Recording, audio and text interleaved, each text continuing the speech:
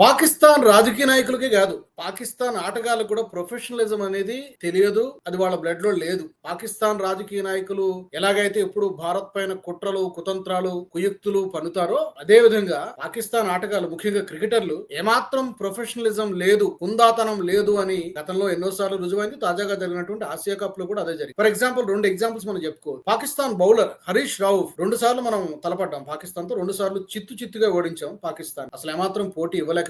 అది వేరే విషయం, గెలిపోవటంలో వేరే. సంజు శాంసన్ అవుట్ అయిపోయినప్పుడు బౌండరీ లైన్ దగ్గర హరీష్ రావు ఫీల్డింగ్ చేస్తున్నాడు. సంజు శాంసన్ అవుట్ అయిపోయిన తర్వాత అతను చేసినటువంటి హావభావాలు, హరీష్ రావుఫ్ మేము 6 రఫేళ్లను కూల్చేసామంటే ఇలా చేతితో సైగలు చేస్తూ 6 అనే నెంబరు చూపిస్తూ 6 రఫేల్ విమానాల్ని కూల్చేసామనేటువంటి అర్థం వచ్చేటట్టుగా అతను సైగలు చేశాడు. చాలా మంది అతను విమర్శిస్తూ సోషల్ మీడియాలో అతను ట్రోలింగ్ చేశారు. రెండోది, పాకిస్తాన్ ఓపెనర్ షాహిబ్, అతను కూడా హాఫ్ సెంచరీ పూర్తి అయిన తర్వాత గమ్ తో కాలుస్తున్నట్టు అతను ఫోజ్ ఇచ్చాడు ఫోటోలకి, కెమెరాలకి. అంటే దీని అర్థం ఏంటంటే మన జరిగినటువంటి ఆపరేషన్ సింధూర్లో పాకిస్తాన్ ఏదో భారత్ ను చిత్తుగా ఓడించేసింది అనేటువంటి అర్థం వచ్చేటట్టుగా ఈ హరీష్ రావుఫ్ గాని, ఈ షాహిబ్ గాని ఆ సైగలు చేశారు. అతనేమో రఫేల్ జట్లను కూల్చేసామన్నట్టుగా, మేమేమో తుపాకీతో భారత్ ని కాల్చేసామన్నట్టుగా ఇతను సైగలు చేసి. అండ్ మ్యాచ్ ఓడిపోయిన తర్వాత హరీష్ రావు భార్య ఆమె సోషల్ మీడియాలో ట్వీట్ పెట్టి, పాకిస్తాన్ మ్యాచ్ ఓడిపోవచ్చు కానీ యుద్ధంలో పాకిస్తానే గెలిచిందంటూ. ఏ యుద్ధంలో గెలిచిందమ్మా పాకిస్తాన్? 1971 వార్ లో గెలిచిందా? అంతకు ముందు జరిగినటువంటి యుద్ధాల్లో పాకిస్తాన్ గెలిచిందా? అండ్ రీసెంట్ గా జరిగినటువంటి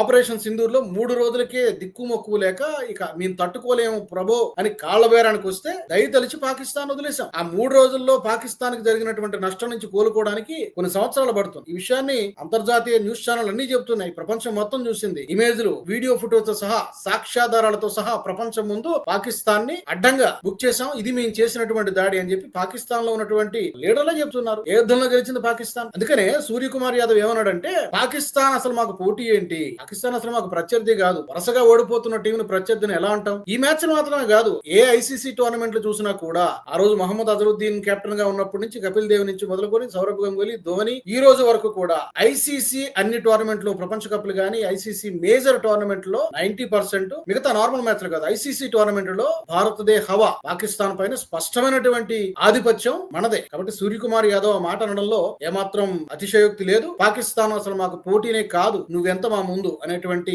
ఒక విధంగా పాకిస్తాన్ పరువు తీసేసి సూర్యకుమార్ యాదవ్. అది రిజల్ట్ కూడా మనకు అలాగే కనిపించింది.